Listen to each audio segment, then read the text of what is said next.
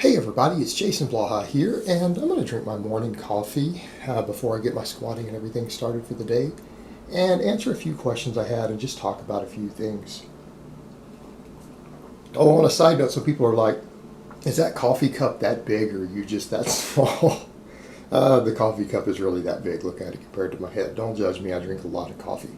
I need about 2 of these at least first thing in the morning to get myself going. That's what happens when you get older, guys. But I love coffee, so it's all good. I've had people ask me, number one, why a home gym? Like, why was this such a big deal for me?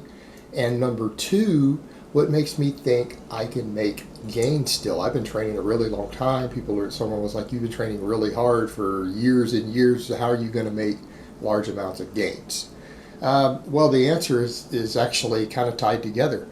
The truth of the matter is, and I haven't issued a big public statement on this because I didn't want people to really know how bad it was, because I didn't want all my trolls and stuff to realize how effective they had been in certain ways. But no, I haven't been training that hard. Only recently have I been able to train hard again. And when I mean recently, I mean I was barely training hard back at that other gym, Houston gym, when I was filming late last year. All right, I was already back to making gains again then. Why?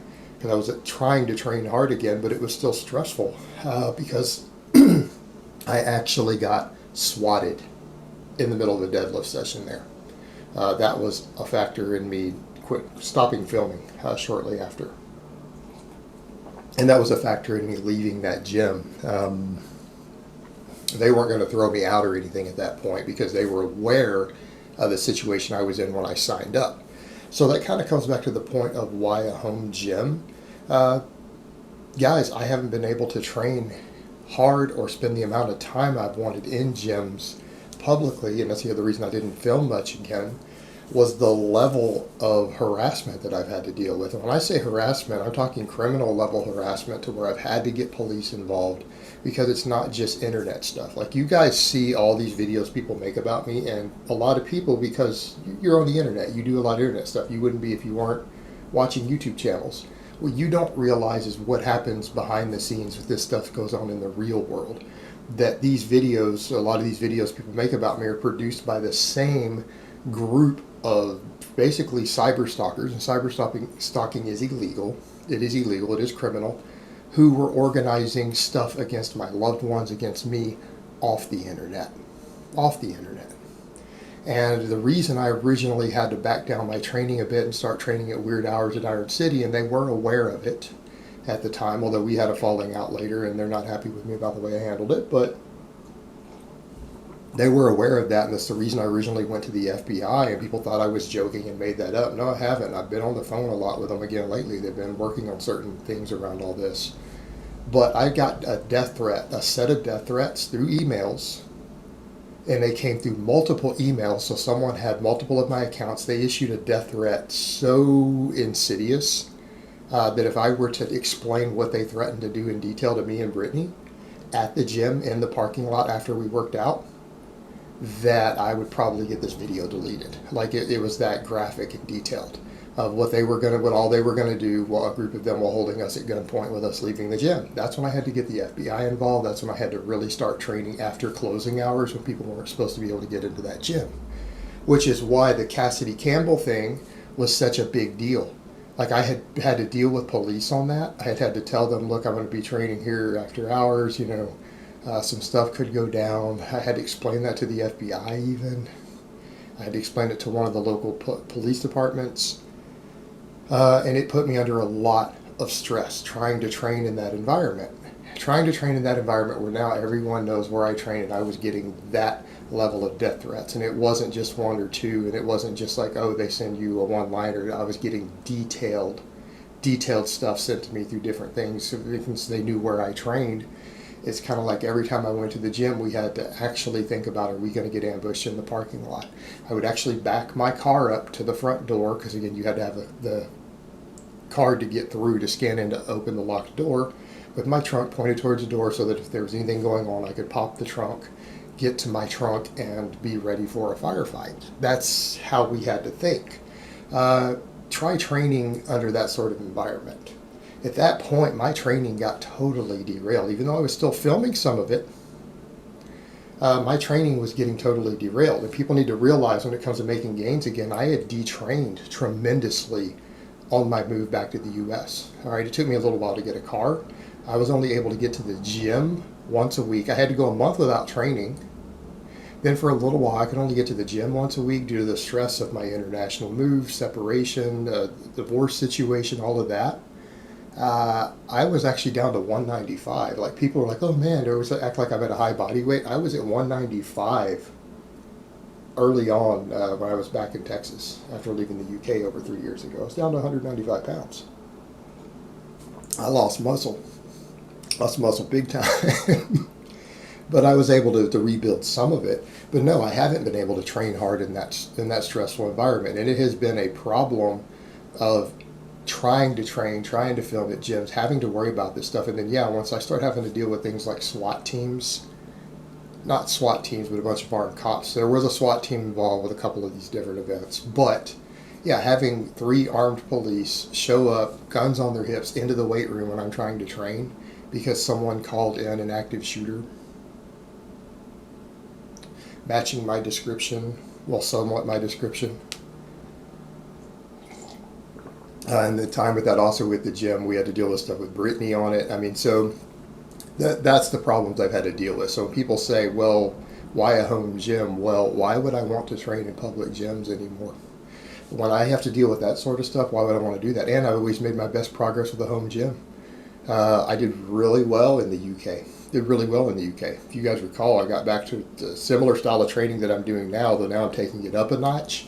I got my squat back over 500. I was benching like 350. You guys remember all that? Pause benching 350.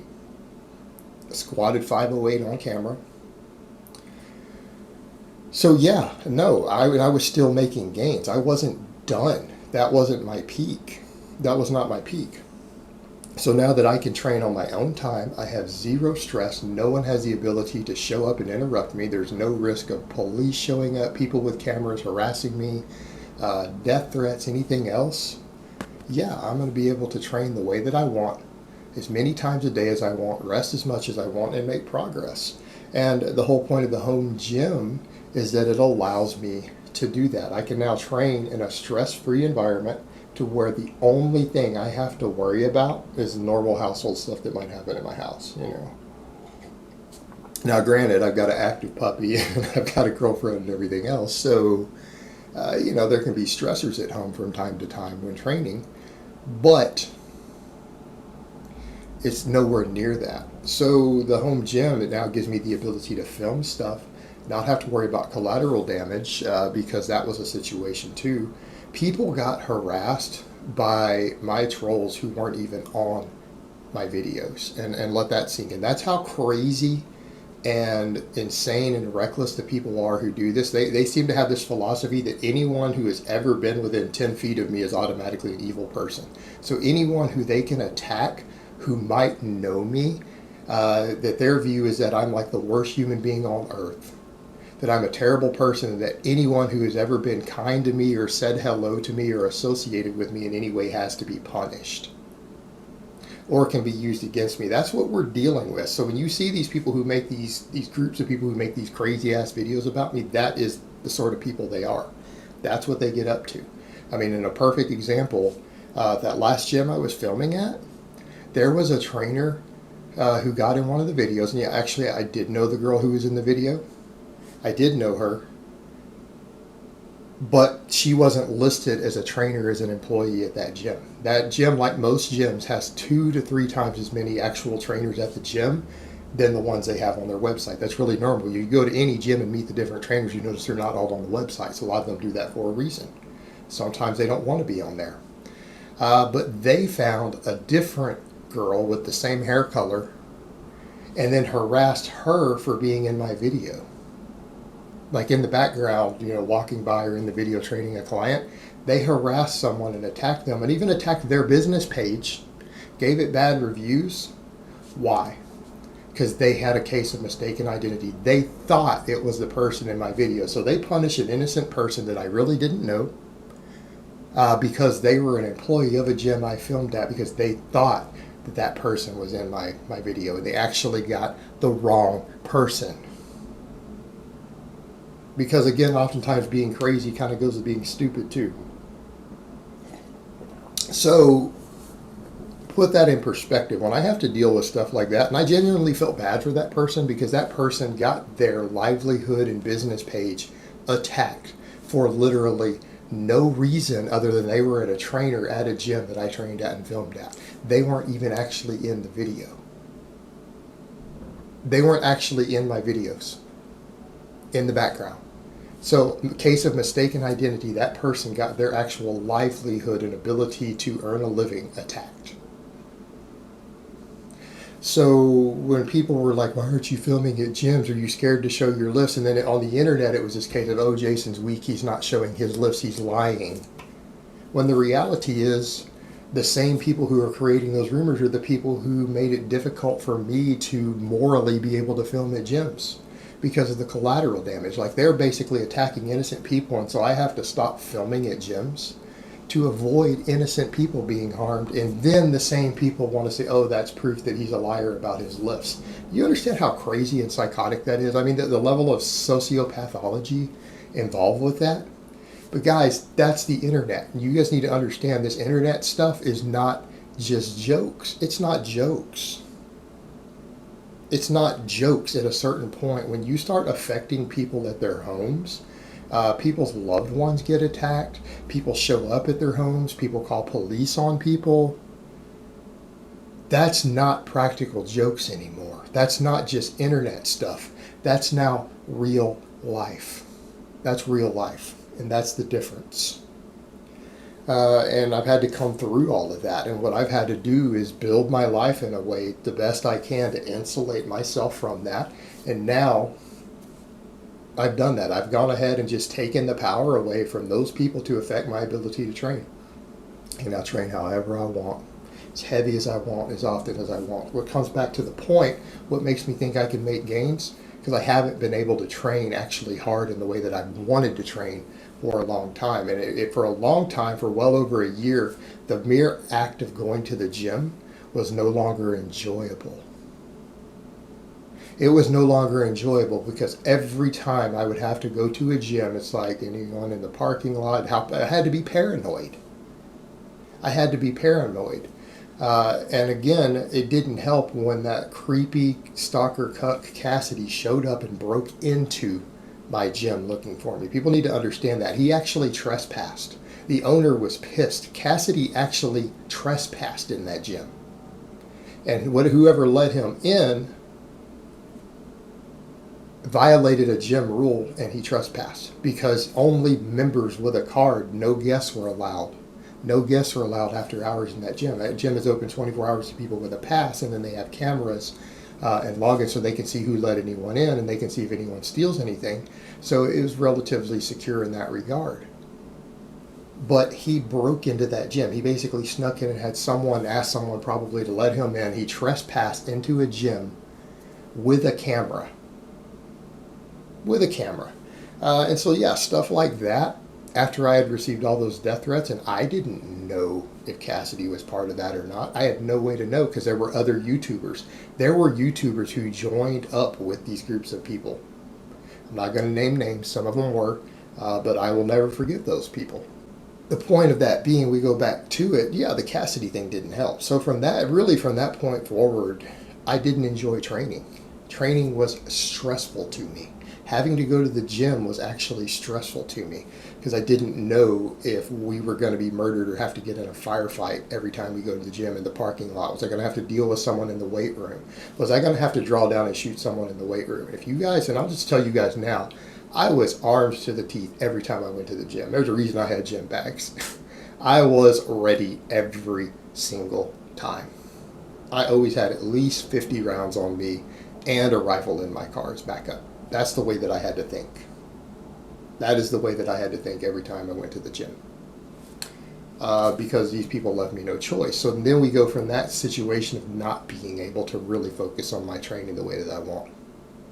For a little while, and I'll tell you guys, yeah, I was training at a 24-hour fitness. I'm no longer doing so because the 24-hour fitnesses, there were 3 of them that I had access to that have at least 6 racks and Olympic platforms, minimum of 6. A couple of them had, I think, 8 or 9.